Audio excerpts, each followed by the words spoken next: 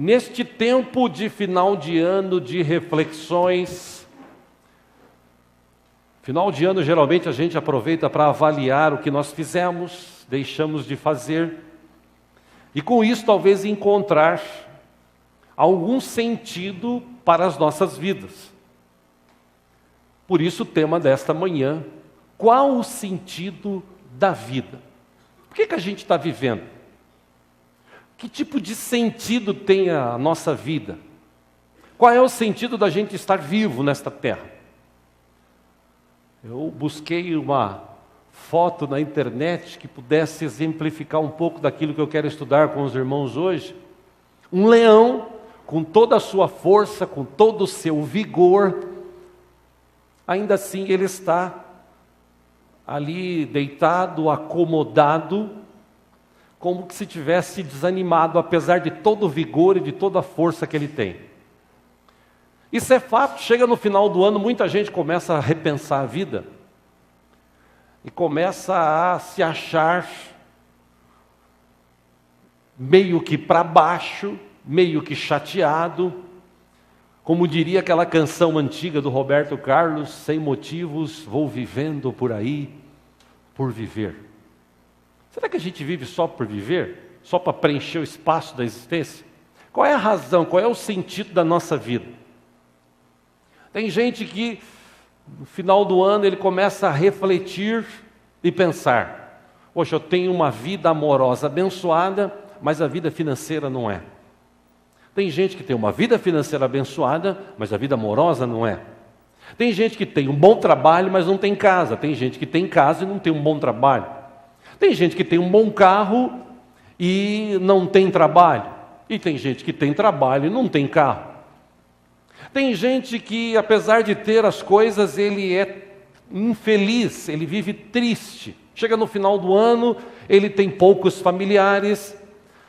Como eu disse aqui domingo passado, eu vi até achei interessante alguns comentários que postaram no Facebook em relação a isso, né? Sabe aquelas indiretas que a pessoa quer dar em você e não tem coragem de falar? Aí ele vem e escreve: poxa, apesar de Jesus não ter nascido no dia 25, então ainda assim, Feliz Natal para todo mundo, e tenho dito, né? Como que eu falei aqui para não comemorar o Natal, para não desejar Feliz Natal. Longe disso.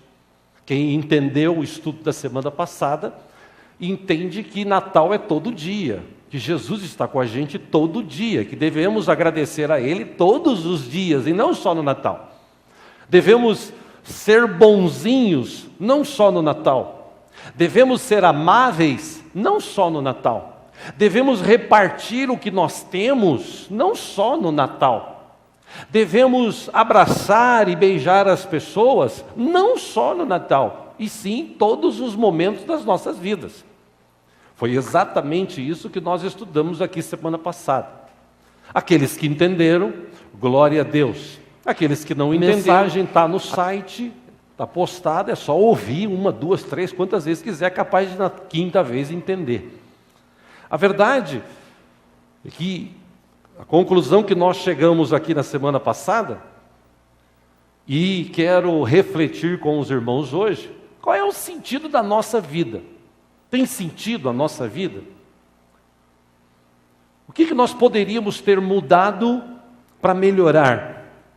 O que nós podemos mudar agora, no final do ano, para que no ano que vem a gente possa, quem sabe, lá no final do ano, se Deus nos permitir chegar lá, colher de bom? Porque a Bíblia diz que tudo que nós plantamos, nós colhemos. Isso em qualquer área, qualquer atividade, qualquer área da vida humana, seja na vida sentimental, seja na vida familiar, seja na vida profissional, seja na vida financeira, seja na vida espiritual. Tudo que nós plantamos vai refletir lá na frente, nós vamos colher. Então, o que nós fizemos trouxe sentido para as nossas vidas? Ou será que a gente ainda está assim naquele negócio, poxa, eu estou tão chateado, estou tão chateada, está chegando no final do ano, eu não gostaria que a minha vida fosse assim, eu gostaria que a minha vida tivesse sido assada, cozida, frita, eu tinha um relacionamento, esse relacionamento acabou, eu tinha um emprego, esse emprego infelizmente eu perdi, eu tinha sonhos, desejos, mas na verdade nada disso aconteceu. Chegou no final do ano, estou aqui eu de novo, triste, chateado, cabisbaixo. E eu citei semana passada aqui, que nós, semana retrasada, estávamos juntos, alguns irmãos, e eu disse para um desses irmãos, meu irmão, estamos chegando no final do ano, e lembra que no final do ano passado nós conversamos acerca de você dar mais sentido à sua vida espiritual, à sua vida cristã, de participar mais da obra, de estar mais ativo, enfim, lembra? Bom, chegando em dezembro, final do ano, de novo, passou um ano, o que aconteceu? Nada. Então, esse momento de final de ano é um momento que a gente pode refletir e aprender algumas coisas, que a Bíblia nos ensina. Como é que eu posso encontrar propósito para a minha vida? Como é que eu posso realizar, ter satisfação na minha vida? Eu, pensando neste assunto, que já estava no meu coração desde segunda-feira passada, estive com minha esposa, meu filho, no interior, com meu sogro e minha sogra, passamos, a véspera do Natal, a parte da tarde, o Natal, à noite viemos embora, e na volta, chovendo bastante na estrada, eu vinha devagar conversando com a minha esposa e meu filho, e a gente falava sobre isso. Eu dizia para eles, lembrando, poxa, nós tenho 52 anos de idade, 48 pelo menos dentro da igreja. Comecei a lembrar, contando para o meu filho, do tempo que a gente, com 12 anos, 13 anos, fazia massa para fazer chão de igreja, carregava telha, entregava folheto, fazia evangelismo. Aí comecei a dar aula, porque eu reencontrei um dos meus pastores, tive a alegria de receber a visita dele lá na casa do meu sogro, Pegou a gente de surpresa, chegou lá, abraçamos, conversamos mais de 3 horas, lembrando o passado, e eu dizia para o meu filho, lembra do pastor Benedito? Lembro pouco. Então ele que foi o cara que com 17, 18 anos disse assim, você vai virar professor de escola dominical, e deu a revista e falou, se vira. Falei, foi esse cara que deu incentivo. E a gente comecei a dar aula lá em Osasco, depois saímos, casei, começamos o Real Viver, fui dar aula em Araçatuba, voltei de lá, continuamos com o Real Viver, gravando discos, fazendo evangelismo, ganhando vidas, gravando e fazendo e correndo, igreja, e construindo igreja, e fazendo aqui, e meu pai é pastor de uma igreja e de outra, e luta, aquela luta, e ainda falei para ele, culto era terça, quinta, sábado, escola bíblica, 9 horas da manhã no domingo, e ensaio do louvor, 5:30 da tarde, culto, 7:30 da noite, chegava 10:30 em casa, para jantar, dormir, no outro dia 6:30 sair para trabalhar. E eu disse para ele, você perguntar para mim, você se arrepende disso? Eu falei, eu não me arrependo de nada, apesar de não ter ficado rico, que nunca fiz isso por riqueza, apesar de não ter ganho sucesso, porque também a gente preferiu não ter sucesso e sim ganhar vidas, eu não me arrependo de nada disso. Eu chego com 52 anos de idade no final de ano, graças a Deus com saúde, graças a Deus com a minha esposa, com o meu filho, graças a Deus com a casa que Deus nos deu faz 3 anos, estamos pagando ainda, já pagamos pelo menos um cômodo, nós já pagamos, falta pagar o resto, mas um cômodo está pago, Enfim, se eu morrer, graças a Deus, aí fica a casa para eles quitada, Eles não veem a hora também, enfim, brincadeira. Mas a verdade é que, será que nós encontramos satisfação nas nossas vidas? Temos essa realização, esse propósito de Deus? Ou a gente chega mais no final de ano e a gente fala assim, poxa, que sentido tem a minha vida? Tudo que eu queria fazer, eu não consegui fazer. E tem o contrário disso, daquelas pessoas que conseguiram chegar lá no ápice, chegar lá no alto, gente que fez sucesso, gente que ganhou dinheiro, gente que ficou famoso, gente que chegava em cada final de ano, era reconhecido, ganhava dinheiro, aplausos, troféus, títulos. E mesmo assim, muitas dessas pessoas, infelizmente, algumas delas não encontraram sentido para suas vidas.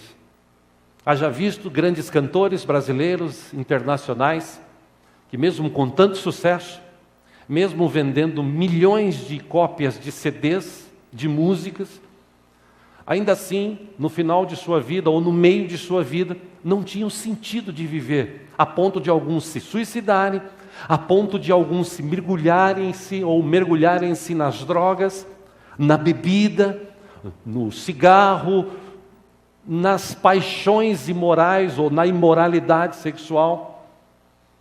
Quantos jogadores profissionais, quantos artistas que chegaram no final da vida ou chegaram no ápice do sucesso e olharam para si e disseram assim: minha vida não tem sentido.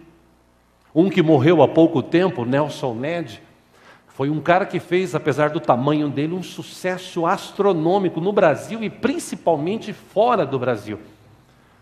Foi um dos poucos cantores brasileiros que conseguiu cantar no lugar de mais pompa que tem nos Estados Unidos.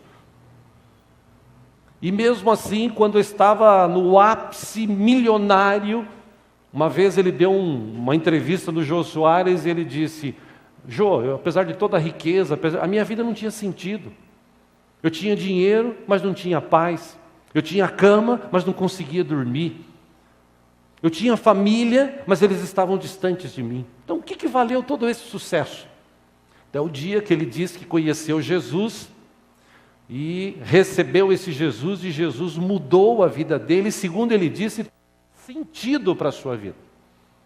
Podia citar muitos cantores e artistas que passaram por esta terra, que chegaram no ápice e, infelizmente, lá no ápice não tinham sentido para viver.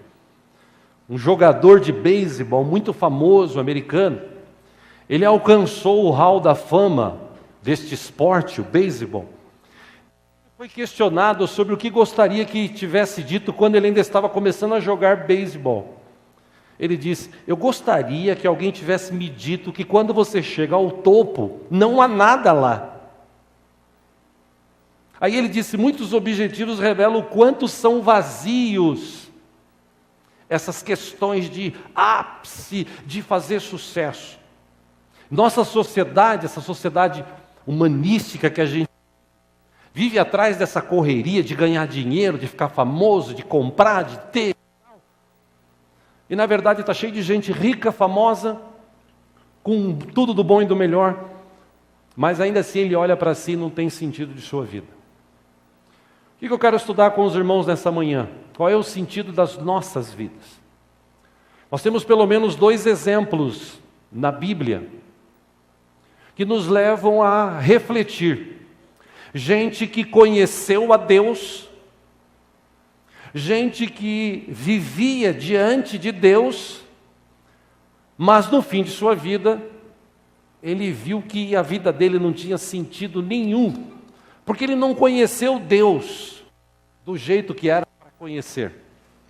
Temos um outro caso de alguém que tinha uma vida religiosa, uma vida abençoada, que diz que conhecia Deus, que sua vida tinha sentido, até o dia que ele perde tudo e todos ao seu redor, e ele chega a uma conclusão no final de sua vida. Estou falando de 2 personagens bíblicos, um deles, Salomão. Acho que Salomão pode trazer uma explicação daquilo que não dá sentido à vida. E depois Jó, aquele que no fim de sua vida, Deus deu sentido para a vida dele. Quero estudar com vocês primeiro sobre Salomão. Salomão, segundo a Bíblia, ele era um cara que tinha uma prosperidade acima da média. Ele era um cara muito rico, muito próspero. Porque um dia, quando jovem, de uma linhagem de reis, ele era filho de Davi, ou de uma das esposas de Davi, e Um belo dia, Deus diz a Davi que Salomão seria o seu sucessor. Davi preparou todo o reino para que Salomão tivesse um reino abençoado. Ele queria, Davi, construir um templo para Deus habitar. Na verdade, Deus diz: não vai ser você, será o seu filho Salomão. E Salomão, ainda jovem, ele chega diante de Deus, quando ele assume o reino, e ele diz: Senhor, eu sou jovem, eu não sei nem o que fazer aqui no meio desse povo, muito grande, numeroso. Então o registro da Bíblia, acompanha aqui no telão, em 1 Reis, capítulo 3, versículo 9, ele pediu ao Deus dizendo: dá, pois, ao teu servo um coração cheio de discernimento, para governar o teu povo, e capaz de distinguir entre o bem e o mal. Pois quem pode governar este teu grande povo? Versículo 10 de 1 Reis 3, o pedido que Salomão fez agradou ao Senhor. Por isso Deus lhe disse: já que você pediu isso, e não uma vida longa, nem riqueza, nem pediu a morte dos seus inimigos, mas discernimento para ministrar a justiça, farei o que você pediu. Eu lhe darei um coração sábio, capaz de discernir, de modo que nunca houve nem haverá ninguém como você. Versículo 13, também lhe darei o que você não pediu, riquezas, fama, de forma que não haverá rei igual a você durante toda a sua vida. Salomão, ele pediu, ele conhecia Deus através do seu pai Davi. Davi tinha um relacionamento com Deus maravilhoso, sublime. Nesse relacionamento, os seus filhos, alguns deles, viam no pai um exemplo para servir a Deus. Salomão, ele pede então a Deus: Deus, me dá sabedoria, porque eu preciso aprender a lidar com esse povo. Uma das primeiras questões que apareceu para Salomão decidir, está no livro também de 1 Reis, capítulo 3, versículo 25. Duas mulheres, as duas ficaram grávidas, moravam meio que juntas, cada uma no seu cômodo. Um belo dia, criança recém-nascida, uma delas dorme e vira-se e sufoca a criança e mata. De madrugada ela vai, pega a filha morta ou o filho morto, leva na cama da outra, pega o da outra vivo e traz para si. Quando a outra desperta pela manhã, ela vê que aquele não é o filho dela. Aí ela diz: você fez isso comigo, você trocou, você matou o seu filho, agora você quer ficar com o meu. E não é verdade, o meu filho é esse. Começaram a brigar, isso foi parar para Salomão julgar. Salomão, ele olha aquela situação, vê que uma mãe está aflita, vê que a outra está tentando de alguma forma tirar benefício da situação, ele dá um veredito. 1 Reis 3:25 diz que ele ordenou: cortem a criança viva ao meio e deem metade a uma e metade a outra. Versículo 26, a mãe do filho que estava vivo, movido pela compaixão materna, clamou: por favor, meu senhor, dê a criança viva a ela, não a mate. A outra, porém, disse: não será nem minha nem sua, cortem ao meio. 27, então o rei deu o veredicto: não matem a criança, deem a primeira mulher, ela é a mãe. 28, quando todo Israel ouviu o veredito do rei, passou a respeitá-lo profundamente, pois viu que a sabedoria de Deus estava nele para fazer justiça. Ou seja, Salomão, ele viveu um tempo de sabedoria, de relacionamento com Deus. Deus o capacitou e o abençoou de tal forma que não havia na época nenhum rei parecido com Salomão. 1 Reis capítulo 4, versículo 26, para vocês terem uma ideia, Salomão possuía 4.000 cocheiras para cavalos de carros de guerra e 12.000 cavalos. Só para você ter uma ideia. 1 Reis capítulo 4, versículo 29, que Deus deu a Salomão sabedoria, discernimento extraordinário, e uma abrangência de conhecimento tão imensurável quanto a areia do mar. Versículo 30, a sabedoria de Salomão era maior do que a de todos os homens do Oriente, e do que toda a sabedoria do Egito. 31, ele era mais sábio do que qualquer outro homem. 32, ele compôs 3.000 provérbios, e os seus cânticos chegaram a 1.005. 33, ele descreveu as plantas, desde o cedro do Líbano até o isopo que brota nos muros. Também discorreu sobre quadrúpedes, aves, animais que se movem rente ao chão e os peixes. 34, homens de todas as nações vinham ouvir a sabedoria de Salomão. Eram enviados por todos os reis que tinham ouvido falar de sua sabedoria. Cara sábio, rico, próspero, abençoado. Mas a Bíblia diz que chegou um tempo na vida de Salomão, ele foi ficando mais velho. Em vez dele melhorar, ele piorou. Ele foi tão sábio, que chegou um tempo que aquela sabedoria acho que trouxe uma cegueira espiritual para ele, que ele começou a se afastar de Deus. A Bíblia ensina que Salomão, infelizmente, ele construiu o templo, a gente sabe disso, mas ele construiu o templo a duras penas. Apesar de toda a riqueza que tinha, ele obrigou pessoas a trabalhar, ele subjugou pessoas da região, fez uma aliança com o rei, no final ele não cumpriu a aliança. Ou seja, Salomão, com toda a sabedoria, com toda a riqueza, com todo o esplendor, com todo o seu reinado, a Bíblia diz que ele chegou num tempo que ele perdeu o sentido da vida. Eu quero ler com vocês, você que trouxe a Bíblia, vamos ler em Eclesiastes, capítulo 2, por favor.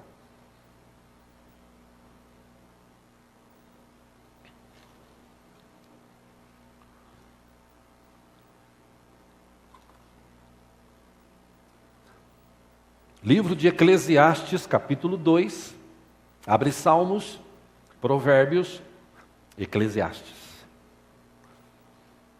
Capítulo 2, versículo 1. Se tem alguém do teu lado sem Bíblia, se você puder repartir a leitura, por favor, faça isso. Eclesiastes, capítulo 2, versículo 1. Salomão, ele escreveu o seguinte: eu disse a mim mesmo, venha, experimente a alegria, descubra as coisas boas da vida. Mas isso também se revelou inútil. Versículo 2, concluí que o rir é loucura, e a alegria de nada vale. Versículo 3, decidi entregar-me ao vinho e à extravagância, mantendo, porém, a mente orientada pela sabedoria. Eu queria saber o que vale a pena debaixo do céu, nos poucos dias da vida humana. Versículo 4, lancei-me a grandes projetos, construí casas, plantei vinhas para mim. 5, fiz jardins e pomares, e neles plantei todo tipo de árvore frutífera. 6, construí também reservatórios para irrigar os meus bosques verdejantes. 7, comprei escravos e escravas, tive escravos que nasceram em minha casa. Além disso, tive também mais bois e ovelhas do que todos os que viveram antes de mim em Jerusalém. Versículo 8, ajuntei para mim prata e ouro, tesouros de reis e de províncias. Servi-me de cantores, cantoras e também de um harém, as delícias dos homens. 9, tornei-me mais famoso e poderoso do que todos os que viveram em Jerusalém antes de mim, conservando comigo a minha sabedoria. 10, não me neguei nada que os meus olhos desejaram. Não me recusei a dar prazer algum ao meu coração. Na verdade, eu me alegrei em todo o meu trabalho. Essa foi a recompensa de todo o meu esforço. Versículo 11, contudo, quando avaliei tudo o que as minhas mãos haviam feito, e o trabalho que eu tanto me esforçara para realizar, percebi que tudo foi inútil. Foi correr atrás do vento. Não há nenhum proveito no que se faz debaixo do sol.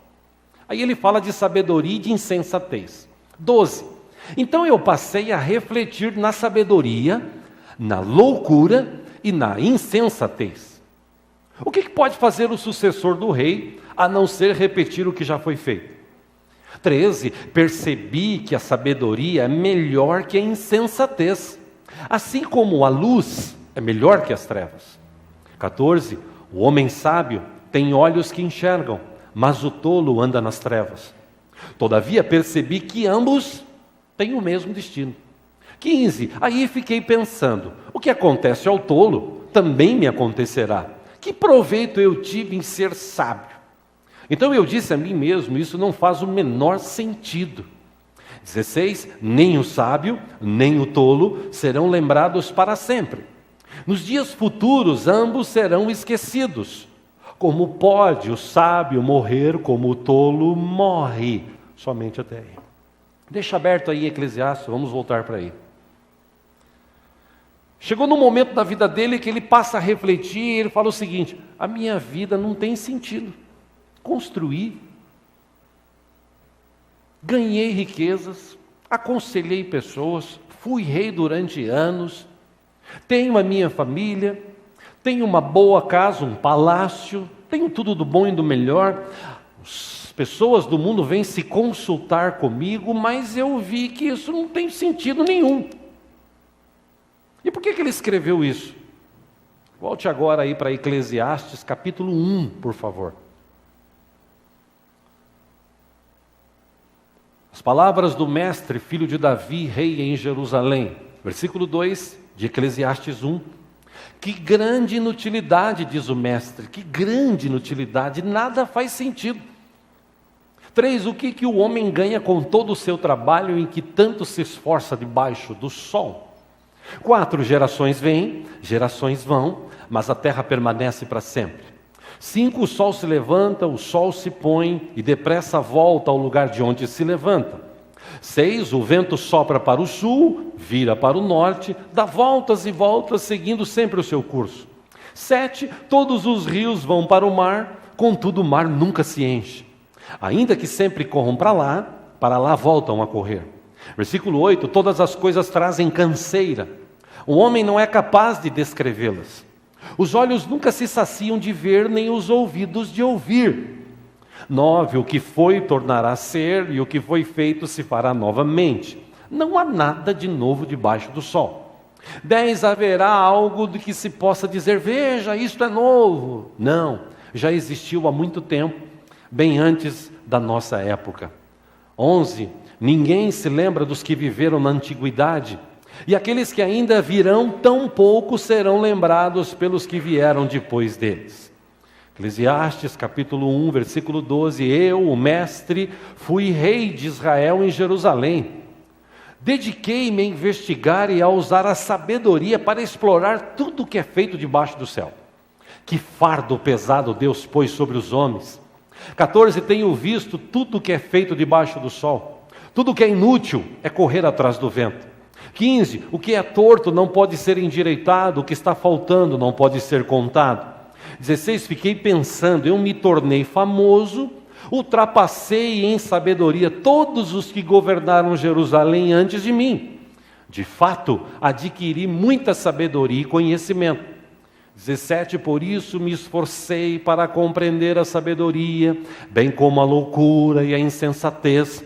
Mas eu aprendi que isso também é correr atrás do vento. 18. Pois quanto maior a sabedoria, maior o sofrimento. Quanto maior o conhecimento, maior o desgosto. Por que existia tal vazio no coração de Salomão nessa época? Ele mesmo respondeu. Ele diz que Deus colocou a eternidade no coração do homem e ainda assim o homem não consegue entender isso. Por que Salomão chegou nessa época, no ápice de sua vida, rico, famoso, sábio, sem sentido de viver? Tudo que ele olhava, se você continuar lendo Eclesiastes, ele chegou a escrever o seguinte: por que eu ganhei tanta riqueza? Para largar para os meus filhos é que vão agora usufruir de tudo que eu juntei. Até isso ele comentou. Um homem velho, mas nem tão sábio como era na sua juventude. Por quê? Porque ele conhecia um Deus, o Deus de seu pai, que o capacitou, que o enriqueceu, que fez dele um grande homem. Mas no final de sua vida, no ápice, no momento em que ele deveria reconhecer Deus como o seu Senhor, como aquele que tinha gerado tudo em sua vida, ao contrário disso, ele olha para si e fala assim: minha vida não tem sentido. Minha vida, para que eu estou vivendo? Tudo é inútil, tudo é fútil. A Bíblia diz, a história da Bíblia, que ele se afastou tanto desse relacionamento com Deus, que teve uma época de sua velhice que ele juntou para si 1000 mulheres. E ele descreve aqui em Eclesiastes 2, eu tinha um harém, a delícia dos homens. Mas ainda assim, com toda a mulherada que ele vivia, ele não tinha sentido para viver. Ele chegou ao ponto, inclusive, de levantar altares para que aquelas mulheres que eram trazidas de todos os lugares para ele, pudessem adorar os seus deuses. Ele, sábio, rei, permitiu isso. Claro, nessa época, a sua vida já não tinha mais sentido. Porque não é riqueza que traz sentido para a vida. Não é mulheres nem homens que traz sentido para a vida. Não é trabalho, casa, bens que traz sentido para a vida. Quem traz sentido para a nossa vida é Deus. Essa é a razão da gente estar aqui existindo. E é tão interessante este assunto de sentido, porque parece que talvez hoje, como cristãos, num domingo, em que tem um monte de gente na praia, no campo, se divertindo, descansando, nós preferimos estar aqui. Isso faz sentido para muita gente? Não. Mas para mim faz sentido, imagino que para você faz sentido, é por isso que nós estamos aqui. Nós temos um Deus que traz sentido para as nossas vidas. E como diz a Bíblia, essa vida ela não acaba aqui, ela continua na eternidade. Ou seja, Deus quer que a gente nessa época de vida que vivemos aqui, seja nas dificuldades, nas lutas, a gente aprenda, a gente pratique a cada dia aquilo que Deus deixou registrado na sua palavra, aquilo que Cristo nos ensinou através de sua vida, para que a gente cresça, como disse Paulo na sua escrita, que um dia a gente chegue na estatura de varão perfeito, e isso a gente vai chegar lá nos céus, mas a gente luta para crescer, para entender o que Deus tem de propósito para nós. O problema é que nós, como humanos, a gente erra muito, a gente peca muito. Por que tem muitos jovens hoje que não conseguiram ainda se casar? Por que tem jovens e pessoas que se casaram e perderam seus casamentos? Primeiro porque hoje em dia a pessoa come o bolo antes de se casar, né? Se é que me entendem. Comemora antes do casamento. Aí depois vai para a lua de mel conhecer lugar. Porque eles mesmos já se conhecem antes de casar. Aí depois perde o sentido. Poxa, para que eu casei? Por que eu casei? Aí em vez de ir no segundo relacionamento, ou no próximo, ter cabeça para falar, não, eu vou tomar um posicionamento, porque a Bíblia diz que sexo é bom, Deus criou o sexo, mas é bom depois do casamento, ponto. Ah, mas eu pratiquei sexo a vida toda, para mim não tem problema nenhum. Sim, ainda hoje, se não aconteceu, você ainda vai colher dos pecados que você realizou lá atrás, porque sexo fora do casamento é pecado, é bíblico. Aí vem a pessoa e quer mudar de sexo. Ele é homem, mas ele quer ser mulher, ou ela é mulher, quer ser homem, porque ela não tem sentido na vida. Ele acha que mudando de sexo, a sua vida vai ter sentido. Teve um cara que lá atrás, aqui na nossa igreja, ele estava preso. Aí um dia, sua mulher vindo aqui, clamamos, pedimos a Deus, depois de 3, 4 meses, ele foi solto. Aí ele veio para a igreja, começou a servir ao Senhor e tal. Só que passou 1 ano e meio, e o processo diante de Deus não é assim, passe de mágica, porque a Bíblia diz que Deus quer conhecer o intento do teu e do meu coração. Aí ele veio para a igreja, depois de 1 ano e meio, 2, ele se afastou. Quando a gente perguntou, cadê fulano? Ele disse, ele voltou a roubar, está lá no centro roubando celular. 3 meses depois voltou para a prisão e está preso. Por quê? Porque ele veio para a igreja, ficou 1 ano e meio. Mas a minha vida não tem sentido, porque Deus demora muito para abençoar. E muita gente hoje assim que está dentro das igrejas, realmente não conheceu Deus como deveria conhecer. Que primeiro Deus é aquele que nos criou. Salmo capítulo 100, versículo 3 diz: reconheça que o Senhor é o nosso Deus. Ele nos fez e somos dele. Somos o seu povo e rebanho do seu pastoreio.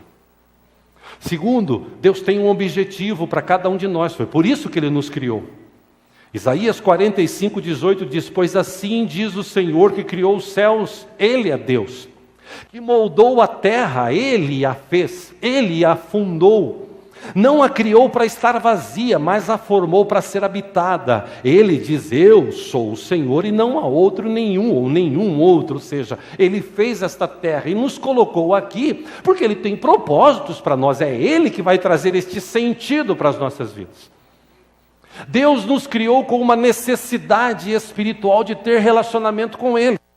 Salmo 145, versículo 15 diz que os olhos de todos estão voltados para Ti, e Tu lhes dá o alimento no devido tempo. Abres a Tua mão e satisfazes os desejos de todos os seres vivos. O Senhor é justo em todos os seus caminhos e é bondoso em tudo que faz.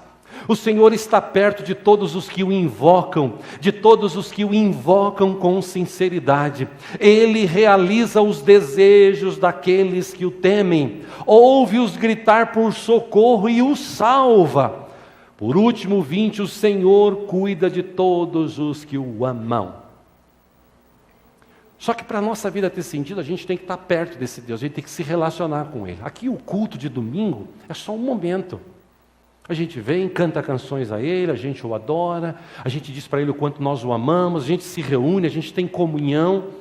Tiago escreveu sobre isso, Tiago capítulo 4, versículo 8, ele escreveu: aproximem-se de Deus e Ele se aproximará de vocês. Ou seja, Deus está aí, disponível para abençoar. Mas e nós? Será que a gente quer mesmo esse relacionamento com Deus? Ou a gente quer só a religião? Eu tenho uma religião, eu sou isso, eu sou aquilo outro. Ou será que a gente tem um estilo de vida? Será que a gente tem mesmo esse Jesus que traz sentido para as nossas vidas? Que naqueles momentos de tristeza, você ora, como a Bíblia diz, e a tristeza vai embora, você se alegra. Naqueles momentos de dificuldades, você ora e crê que esse Deus, de uma forma maravilhosa, gloriosa, vai trazer algo que talvez não exista, por minha, por tua causa. Lá no passado Ele parou o tempo para o exército guerrear. O tempo, o sol parou, diz a Bíblia. Josué orou, o sol parou. Deus trouxe sentido àquele momento, o povo foi vitorioso. Se precisar fazer isso, Deus faz. Esse é o nosso Deus. O problema é que a gente chega mais no final de ano. E muitos olham para si e falam assim: eu queria fazer isso, queria aquilo outro, e eu não consegui nada. Outros talvez tenham riqueza e dizem: consegui comprar isso, fiz aquilo outro, mas também que talvez não tiveram o mesmo conhecimento. E eu encerro falando dele rapidamente, que Jó teve. Jó era rico, famoso, reconhecido, mas um belo dia ele perdeu tudo. A Bíblia diz que ele perdeu tudo. Seus filhos, 10 filhos.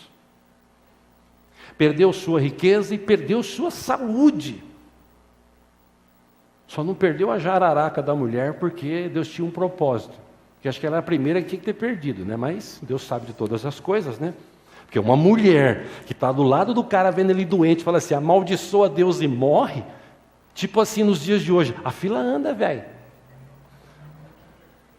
Aí ele olha para ela doente, perdendo tudo, e fala assim: a gente recebeu o bem de Deus e agora a gente não vai receber o mal? E a Bíblia diz que em tudo isso Jó não pecou. Mas Jó tinha uma coisa que Deus queria mudar na vida dele. Ele queria que ele se relacionasse com ele, não de uma forma religiosa, porque Jó era um religioso.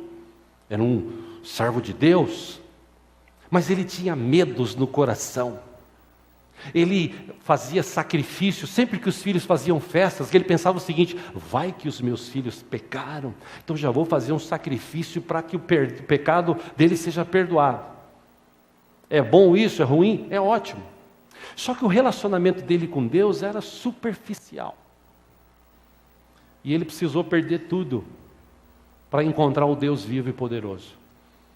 Às vezes, alguns de nós, eu conheci pessoas assim ao longo de minha vida, precisou perder tudo para encontrar sentido na vida, encontrar Deus. Eu quero te aconselhar nesse final de ano, nesse último domingo, com essa ministração, aproveita ao máximo esses 4 dias que faltam para acabar o ano, para repensar a tua vida, para dar uma guinada de 180 graus, mudar, do leste para o oeste, do norte para o sul, da água para o vinho, mudar. Mudar o quê? Trabalhar mais, mudar de emprego, mudar de relacionamento? Não. Mudar o teu entendimento em relação ao teu Deus. Porque talvez alguns estejam começando a vida, alguns estejam na metade da vida e alguns talvez estejam no começo do final da vida, Deus é que sabe. Mas Jó 42, 1, isso que eu quero ler para vocês.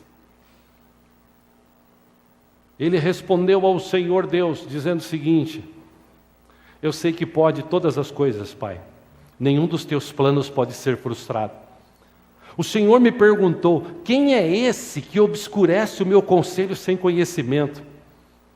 Ele reconhece, ele diz: é certo que falei coisas que eu não entendia, coisas tão maravilhosas que eu não poderia saber. Tu disseste para mim: escute agora e eu te falarei. Eu vou te fazer perguntas e você me responderá. Os versículos anteriores de Jó, do 42, 41, 40, 39, Deus faz uma série de perguntas para ele. Ele não sabe responder nenhuma delas. Versículo 4, ele diz: agora escute e eu te falarei. Faz-me perguntas e você vai me responder. Meus ouvidos já tinham ouvido falar a teu respeito, mas agora os meus olhos te viram. Versículo 6, por isso eu menosprezo a mim mesmo e me arrependo no pó e na cinza. Ou seja, naquele momento Jó disse o seguinte: agora eu sei o que traz sentido para a minha vida. Agora eu te conheço mesmo como Deus da minha vida. Eu perdi tudo, mas eu não perdi a fé no Senhor. A minha vida pode recomeçar? Pode. O texto diz que Deus mudou a sorte de Jó. Deus deu para ele tudo o que ele perdeu em dobro. Porque Deus, quando quer fazer, Ele faz. Por isso, nessa manhã, o meu conselho para você é: poxa, será que a minha vida tem sentido? O que está faltando? Talvez esteja faltando você se relacionar com esse Deus vivo. Não o Deus da cruz, lá preso na cruz, não aquela imagem, o Deus vivo.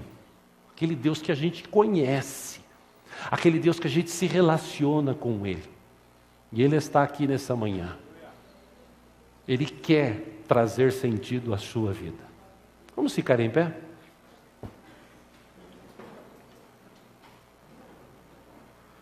Jó 42, 12 diz que o Senhor abençoou o final da vida de Jó mais do que o início. Ou seja, o inverso de Abraão, o inverso de Salomão. Salomão, jovem, conheceu a Deus, o Deus de seu pai, pediu sabedoria, Deus deu sabedoria, Deus mudou a história da vida dele e tal, maravilhoso. Só que depois de velho ele perdeu o sentido da vida. Jó, ao contrário disso, ele conhecia Deus de ouvir falar, perdeu tudo, um belo dia ele encontra Deus, Deus muda a história da vida dele, ele conhece o Deus vivo, ele diz: Senhor, eu me arrependo no pó, porque até hoje eu pensei que eu conhecia Deus e eu não conhecia Deus, eu conhecia um Deus. E a Bíblia diz que Deus mudou a história da vida dele.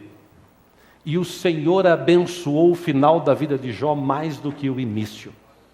Ou seja, eu creio que mesmo no começo da vida, no meio da vida, no final da vida, quando a gente conhece mesmo esse Deus vivo, Ele pode trazer sentido às nossas vidas. Ele pode abençoar ainda mais as nossas vidas. Você crê nisso?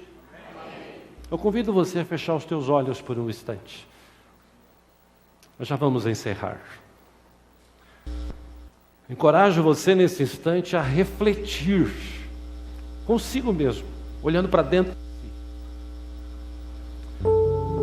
si. Que sentido tem a minha vida? Talvez você tenha feito essa pergunta depois do Natal, antes do Natal. Talvez você esteja se fazendo hoje. Qual o sentido da vida? O Deus vivo. Apesar da riqueza, da pompa, apesar de tudo, Salomão não tinha sentido de viver. Você leu a escrita dele próprio.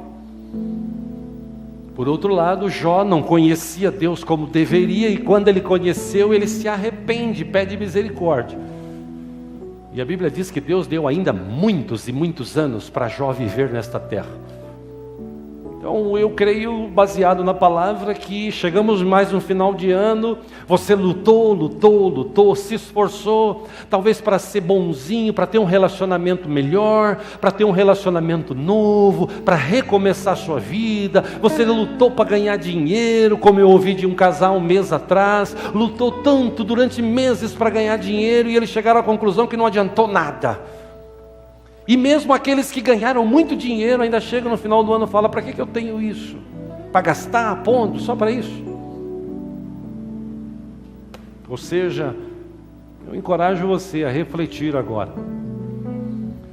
E quem sabe em 2016 viver um relacionamento totalmente diferente do que você já viveu até hoje com Deus através de Jesus Cristo. Não uma religião, um relacionamento diário. De pegar a cruz, negar-se a si mesmo e seguir a Jesus. E não é fácil, mas é o caminho, não tem outro. Que em 2016 o teu relacionamento com Deus possa crescer, mudar. Essa é a minha oração hoje, aqui antes da gente encerrar. Que você possa chegar num ápice espiritual que talvez você nunca tenha chegado na sua vida. Que o Espírito Santo, nosso Deus, consiga acessar o teu coração e você mude mesmo de vida. Não de religião, mas de vida, de pensamento. Que os paradigmas, que os seus preconceitos ou conceitos errados sejam deixados de lado. Que você possa conhecer Deus mesmo na sua essência.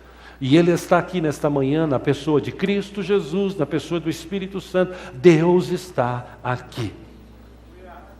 Eu encorajo você de olhos fechados a falar com Deus agora. Abrir teu coração. Pedir perdão que seja, como disse Jó, eu me arrependo no pó. Eu me arrependo, Senhor, aqui.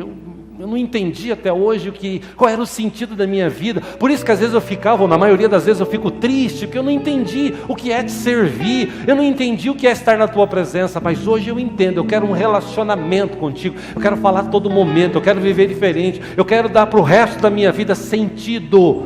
Apesar da riqueza que o Senhor venha me dar, apesar de tudo que o Senhor venha fazer por mim, eu ainda quero manter esse relacionamento contigo. Aproveite, Deus está aqui, fale com Ele, este é o momento em nome de Jesus.